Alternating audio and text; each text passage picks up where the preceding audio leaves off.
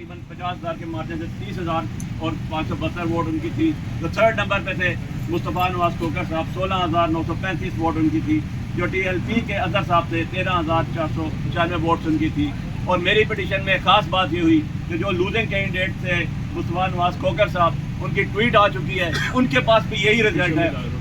और अजहर साहब जो हैं, जो अजहर साहब हैं जो TLP के थे, उनके पास भी यही सेम रिजल्ट है। और उनकी पिटीशन भी आ गई है कि जी अली बुखारी विनर है, हमारे पास भी ये रिजल्ट है।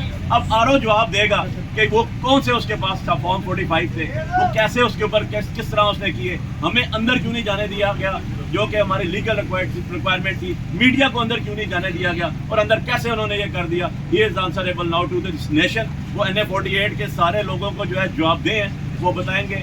और ये आज इलेक्शन कमीशन ऑफ पाकिस्तान ने जो उन्होंने 1 बजे कंसोलिडेशन करनी थी, उससे उनको रोक दिया है। और हमारे ये पेपर बुक्स भी उनके पास आ गई, हमारे USB भी उनके पास आ गई। सारा रिजल्ट जो अवाम का वोटों का था, जो उन्होंने धांधली करने की कोशिश की RO साहब ने, वो बेनकाब हो चुका है। एक बात मेरे केस में 9 तारीख को जो कंसोलिडेशन प्रोविजनल कंसोलिडेशन फॉर्म 47 लगाया बाहर, वो फ्रॉड इस तरह था उसको खुद चेंज कर दिया। कल वेबसाइट पे 47 का फॉर्म लगाया जो हमने प्रिंट निकाला, वो टोटल चेंज है, टोटल वोट्स भी चेंज है। मेरे वोट तमाम 34 हमारे कैंडिडेट थे, सिवाय एक के 20 नंबर के अलावा तमाम के तमाम वोट्स चेंज है। फिर आपस में उनका वो नहीं मिलता। पहले वाले में 1200 से ज़ायद वोट एडिशनल डाल दिए गए जिनका कोई वजूद नहीं है। अब वाला भी एक दूसरे के साथ मुताबिकत नहीं रखता, यानी कहीं भी जब चोरी या डकैती करते हैं तो वो दिमाग इनके माउथ पर बंद हो जाया करते हैं। इसका मतलब ये हुआ कि इन्होंने जो भी तरीका वारदात अडॉप्ट किया, वो न सिर्फ चोरी पकड़ी गई बल्कि वो डाका जनी करते हुए वो पकड़े गए। मैंने एक बात कह दूँ, जो कच्चे के डाकू हैं वो जब डाका जनी करते हैं तो वो जाकर जंगलों में छुपते हैं, वो अपना मुंह छुपाते हैं। ये कमाल के पक्के के डाकू हैं, न सिर्फ डाका जनी सबके सामने करते हैं बल्कि डाका डालने के बाद धमाल मारते हैं और जाकर जश्न मनाते हैं। इनको कहो गैरत पकड़ लो, कम से कम उन कच्चे के डाकू से उनसे गैरत पकड़ लो। डाकू तो बन गए हो लेकिन गैरत तो उनसे ले लो। इसलिए मैं कहता हूँ कि जो जुल्म, बर्बरियत और लोगों के हुकूक के ऊपर डाका डाला जा रहा है, ये ज्यादती है। हम इसको किसी सूरत एक्सेप्ट नहीं करेंगे।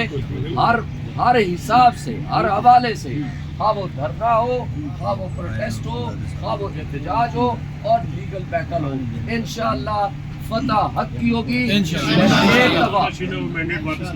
लोगों का छीना हुआ मैंडेट इंशाअल्लाह वापस होगा। एक बात आखिरी, आज भी वक्त है मुल्क की खातिर, इस 25 करोड़ आवाम की खातिर, इस मुल्क को आगे ले जाने की खातिर, मईशत को बेहतर करने की खातिर, मुल्क में माशी इस्तेहकाम की खातिर जाओ अडियाला जेल माफ़ी मांग लो। वो फतेह मक्का पे यकीन रखने वाला बंदा है, वो आपको माफ कर देगा। फिर से बताइएगा कि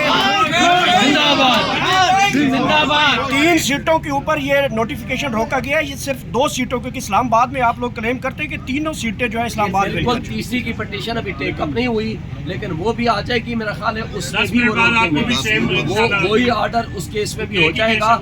चूँकि हमारा केस बिल्कुल एक तरह का है और इस वक्त सिचुएशन ये है कि तीनों सीटें हमारी बड़ी लीड के साथ हम जीते हुए हैं, बहुत बड़ी लीड। बल्कि मेरे केस में जो टोटल वोट का डिफरेंस है वो डिफरेंस ही उसके हासिल शुदा वोटों से ज़्यादा है। और पूरा तमाम हमारे केसों में एक यूनियन कौंसिल ऐसी नहीं है जिसमें वो लोग जीते हुए, एक यूनियन कौंसिल। अच्छा, फिर एक और बात बुखारी साहब ने आपको बताया, मुस्तफ़ा नवाज खोकर TLP जमात इस्लामी हमारे साथ राब्ते में है, वही फॉर्म 45 हमारे पास है, उसी की कार्बन कापी उनके पास है और वही रिजल्ट जो हमें दिया गया उनको दिया गया। तो RO से पूछता हूँ, वो स्पेस से, खला से या अल्लाह ताला ने उनको कोई ख्वाब में कुछ चीज़ आई है, वो कहाँ से ये रिजल्ट लेकर आए, उसका हमें नहीं पता चला।